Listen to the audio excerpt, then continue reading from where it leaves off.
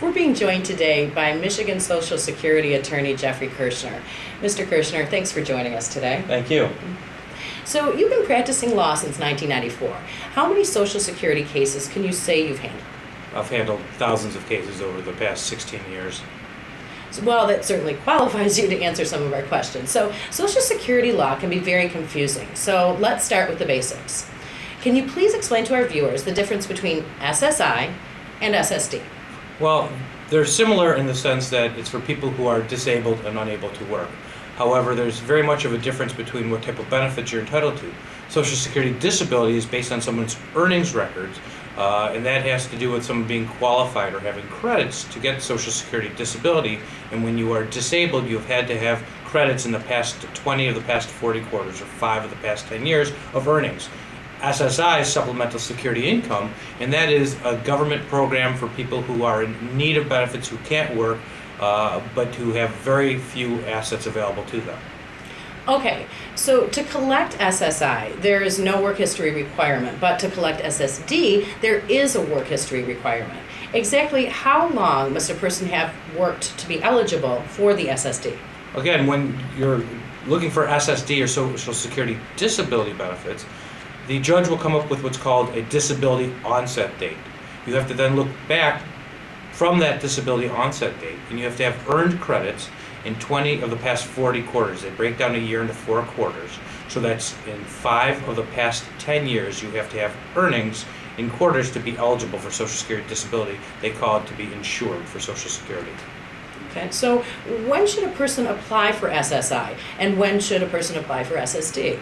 Well, they should apply at the same time. Social Security will make that determination as to whether or not an individual is eligible for either or both, initially based on earnings records. That's how they determine whether or not they have enough credits for Social Security disability.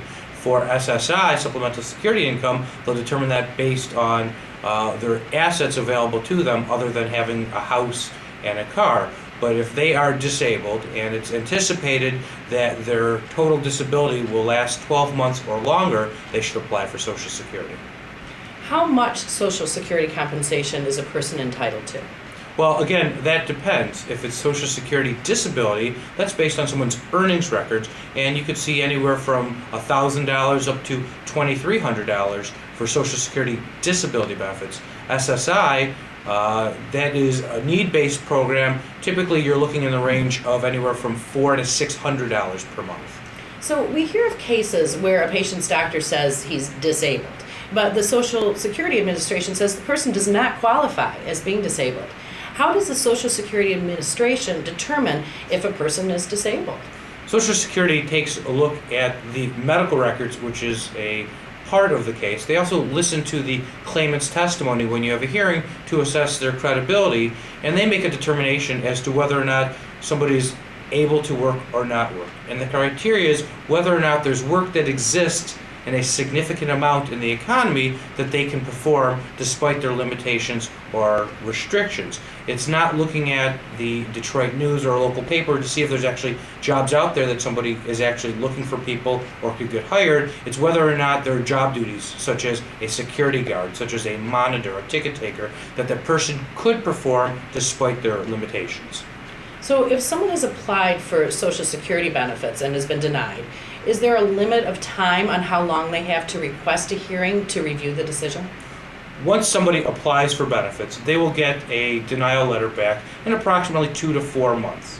When you get that denial letter, there will be a date on the top right corner. That date is the date that Social Security goes by as the date that the decision was issued to you. You have 60 days from that date, although they give you a grace period of 5 days from that date. So it's actually 65 days from that date that's on top of the paper to file what's called a request for hearing. That's how you appeal a Social Security claim. So if a claimant loses their review at a hearing, is there another step that they can take to try and get the Social Security that they deserve? Well, there are 2 steps actually, and they can happen concurrently. If you are unsuccessful at the hearing stage, you always have a right to an appeal. You have to file again within 60 days a request for reconsideration, and that goes up to the Appeals Council. Now that is no cost to the claimant to file one of those, and I strongly encourage anyone with an attorney or without an attorney to file one automatically. You never know when you file an appeal whether or not they'll accept your appeal. Maybe they'll send it back to a judge for further hearing if there's really something that went on wrong at the hearing. The second thing they can do is you can always reapply for Social Security again.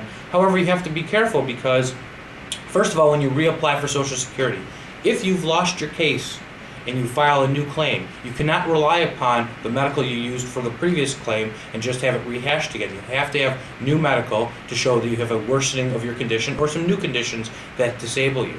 But you can always file a claim, but you always have to be careful also as to whether or not, for Social Security disability, whether or not you still have insured status. So, to conclude, what should a person do if they've been denied Social Security benefits?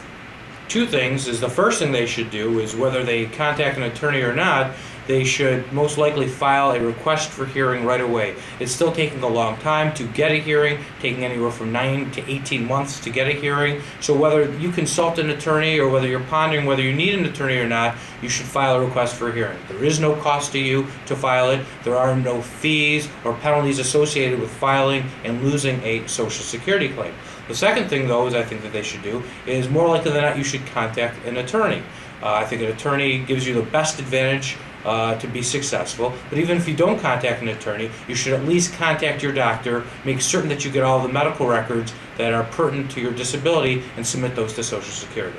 So it sounds like the best way to ensure that someone receives Social Security benefits they deserve is to discuss the case with an experienced lawyer like you. Is there anything important that we've missed here that you'd like to say to our viewers who are trying to collect Social Security? It's not mandatory that you have an attorney handle your claim. You're more than welcome to handle your claim on your own. Some people are successful. I've found in my practice that in talking with judges and other attorneys that people have a much better opportunity of being successful with an attorney, somebody that understands and knows the law, what needs to be established at a hearing, that is capable of putting together a brief and memorandum on your behalf, and capable of getting all the pertinent medical records, assisting you at a hearing, and assisting you post-hearing if there's any issues that come up. Great. Mr. Kirschner, thank you so much for joining us today. Thank you.